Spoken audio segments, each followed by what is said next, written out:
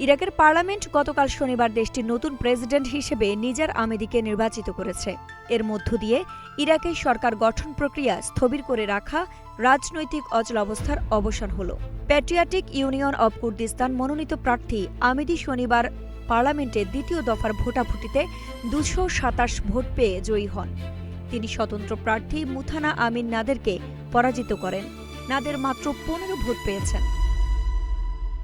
২০০৩ সালে যুক্তরাষ্ট্রের নেতৃত্বাধীন অভিযানে ইরাকি প্রেসিডেন্ট সাদ্দাম হোসেনের ক্ষমতাচ্যুতির পর থেকে এ পর্যন্ত ইরাকের রাষ্ট্রপ্রধান হিসেবে দায়িত্ব নেওয়া ষষ্ঠ ব্যক্তি আমেদি।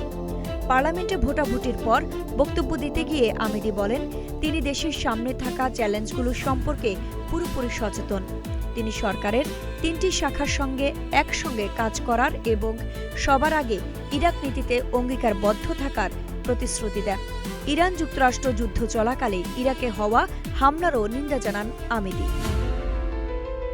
গত ২৮ ফেব্রুয়ারি যুক্তরাষ্ট্র ও ইসরায়েল যৌথভাবে ইরানে হামলা শুরু করলে ইরান মার্কিন ঘাঁটি লক্ষ্য করে পাল্টা হামলা চালায়। ইরান সমর্থিত সশস্ত্র গোষ্ঠীগুলো ইরাকে থাকা মার্কিন ঘাঁটি ও কূটনৈতিক স্থাপনায় হামলা করলে ইরাকি সেনাবাহিনীর কয়েকজন সদস্য নিহত হন।